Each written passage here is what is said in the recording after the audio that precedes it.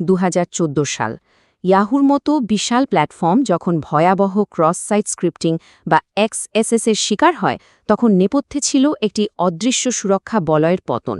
Browser আর সার্ভারের মাঝখানের এই অদৃশ্য প্রতিরক্ষা যখন ভেঙে পড়ে, তখন ম্যান ইন দ্য মিডল অ্যাট্যাকের মতো হামলাগুলো পুরো সিস্টেমের নিয়ন্ত্রণ নিয়ে নেয়। কোনো অ্যালার্ট ছাড়াই ডেটা চলে যায় হ্যাকারের হাতে। আজকের এই বিশ্লেষণে আমরা সেই অদৃশ্য সুরক্ষা বলয় বা HTTP সিকিউরিটি হেডার নিয়ে কথা বলবো। XSS, ক্লিক ট্র্যাকিং, MITM এগুলো শুধু কোনো থিওরিটিক্যাল শব্দ নয়, এগুলো এক একটা ভয়াবহ ওয়েবের ত্রুটি। ওয়েব সার্ভার যখন ব্রাউজারকে কঠোর নির্দেশ দিতে ব্যর্থ হয়, ঠিক তখনই এই আক্রমণগুলোর সুযোগ তৈরি হয়। ব্রাউজার কনফিউজড হয়ে যায় কোনটা আসল কন্টেন্ট আর কোনটা ম্যালিশিয়াস স্ক্রিপ্ট, আর এই কনফিউশনের সুযোগেই হ্যাকাররা ডেটা হাতিয়ে নেয়। আর্কিটেকচারের গভীরে যাওয়ার আগে একদম সহজ ভাষায় বিষয়টা বোঝা দরকার। HTTP সিকিউরিটি হেডার আসলে কি? এক কথায়, এটি সার্ভার এবং ব্রাউজারের মধ্যে রানটাইম লেভেলে আদান প্রদান করা কিছু সুনির্দিষ্ট নির্দেশিকা। যখন অ্যাপ্লিকেশনটি চলতে থাকে, তখন এই হেডারগুলো ব্রাউজারকে স্পষ্টভাবে বলে দেয় তার কি করা উচিত আর কি করা উচিত নয়। এর মাধ্যমে শুধু একটা নির্দিষ্ট দুর্বলতা নয়, বরং পুরো একটা ক্লাসের সাইবার আক্রমণ আটকে দেওয়া যায়। টেকনিক্যাল ডিফেন্সগুলো একটু ভেঙে দেখা যাক। কোন হেডার কোন অ্যাটাক থামায়? কন্টেন্ট সিকিউরিটি পলিসি বা CSP এর কাজ হল ক্রস সাইট স্ক্রিপ্টিং থামানো। স্ট্রিক্ট ট্রান্সপোর্ট সিকিউরিটি বা HTST ডিজাইন করা হয়েছে man in the middle attack প্রতিরোধ করতে। আর ফ্রেম অপশনস ব্যবহার করা হয় ক্লিক জ্যাকিং ঠেকানোর জন্য। স্ট্রিক্ট ট্রান্সপোর্ট সিকিউরিটি বা HSTS এর পেছনের ইঞ্জিনিয়ারিং মেকানিজমটা লক্ষ্য করা যাক। এটা কানেকশন ডাউনগ্রেড অ্যাটাক কিভাবে আটকায়?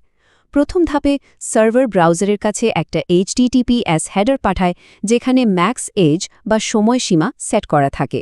দ্বিতীয় ধাপে ব্রাউজার এই পলিসিটা রিসিভ করে আর সেভ করে নেয়। তৃতীয় ধাপে ওই নির্দিষ্ট সময়ের জন্য ব্রাউজার সার্ভারের সাথে ভবিষ্যতের সমস্ত যোগাযোগ স্বয়ংক্রিয়ভাবে সুরক্ষিত HTTP প্রোটোকলে করে। সাধারণ HTTPতে যাওয়ার কোনো সুযোগই থাকে না। কিন্তু থিওরি আর বাস্তবের মধ্যে একটা সূক্ষ্ম গ্যাপ আছে। HTSS এর টেকনিক্যাল ত্রুটিটা এখানেই লুকিয়ে আছে। ব্রাউজারকে অন্তত একবার সার্ভার থেকে এই হেডারটা সফলভাবে রিসিভ করতে হয়। যদি প্রথমবারের কানেকশনটা আনসিকিউরড বা HTTP দিয়ে হয় আর সাইটটি যদি গ্লোবাল প্রিলোড লিস্টে না থাকে, তবে ওই প্রথম কানেকশনটাকে একজন হ্যাকার অনায়াসে ইন্টারসেপ্ট করতে পারে। এবার একটু ভিন্ন দিকে তাকানো যাক। অটোমেটেড স্ক্যানার চালালে অনেক সময় সিকিউরিটি হেডার মিসিং থাকলে একদম লাল সংকেত দিয়ে বসে, দেখে মনে হয় বিশাল বিপদ। কিন্তু এর CVSS বা কমন ভালনারেবিলিটি স্কোরিং সিস্টেমের দিকে তাকালে দেখা যাবে স্কোর মাত্র 3.7, অর্থাৎ এটি একটি লো লেভেলের দুর্বলতা। স্ক্যানারের এই প্যানিক আর বাস্তবতার মধ্যে আসলে অনেক তফাৎ। আর এখানেই একজন পেনেট্রেটর টেস্টারের রিয়ালিটি চেক জরুরি। অটোমেটেড DAST স্ক্যানারগুলো কোনো হেডার মিসিং দেখলেই সেটা কি ক্রিটিক্যাল বলে ধরে নেওয়াটা বোকামি। স্ক্যানার শুধু দেখে নিয়ম মানা হয়েছে কিনা, কিন্তু একজন অ্যানালিস্ট দেখেন সেই নিয়মের প্রয়োগ সেখানে যৌক্তিক কিনা। কনটেক্সট বা প্রেক্ষাপট না বুঝে কোনো কিছুকে ক্রিটিক্যাল বলাটা সম্পূর্ণ প্রফেশনালিজমের অভাব। একটা উদাহরণ দিলে বিষয়টা ক্লিয়ার হবে। ধরুন একটা ক্রিটিক্যাল ব্যাংকিং অ্যাপ, সেখানে ফ্রেম অপশনস হেডারটি নেই। এর মানে হলো সেখানে ক্লিক ট্র্যাকিংয়ের নিশ্চিত ঝুঁকি আছে। কিন্তু অন্যদিকে ইউটিউবের মতো একটা পাবলিক ভিডিও সাইটের কথা ভাবুন। সেখানে এই হেডার না থাকলে সেটা কোনো দুর্বলতা নয়, কারণ ভিডিওটি যেন অন্য সাইটে এমবেড বা শেয়ার করা যায় সেটাই তাদের মূল ফিচার। তাই কনটেক্সট না বুঝে শুধু হেডার নেই বলেই সেটাকে রিস্ক বলা যাবে না। এবার কন্টেন্ট সিকিউরিটি পলিসি বা CSP-কে ডিকনস্ট্রাক্ট করা যাক। অনেকেই ভাবেন CSP না থাকার কারণে ক্রস সাইট স্ক্রিপ্টিং বা XSS হয়। এটা একেবারে ভুল। একটা ফাঁকা CSP কখনো রুট লেভেলের ত্রুটি হতে পারে না। এটা অ্যাপ্লিকেশনের ভেতরের খারাপ কোডকেও ফিক্স করে না। এটা মূলত একটা ডিফেন্স ইন ডেপথ কৌশল, মানে একটা অতিরিক্ত সুরক্ষা জাল যা আগে থেকে থাকা কোনো ত্রুটিকে এক্সপ্লয়েট করতে হ্যাকারকে বাধা দেয়।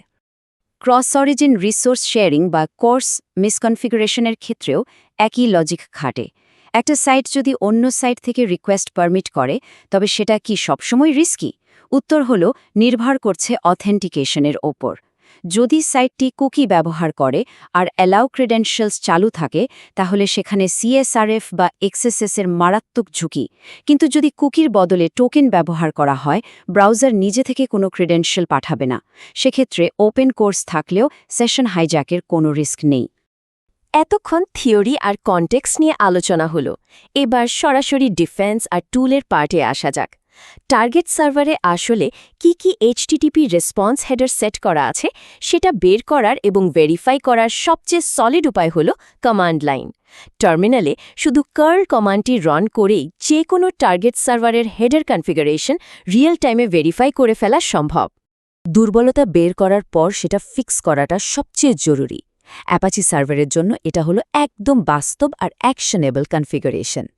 htaccess ফাইলে এই কমান্ডগুলো অ্যাড করলে frame option, content type sniffing আর ট্রান্সপোর্ট সিকিউরিটিকে শক্তভাবে লকডাউন করে দেওয়া যায়।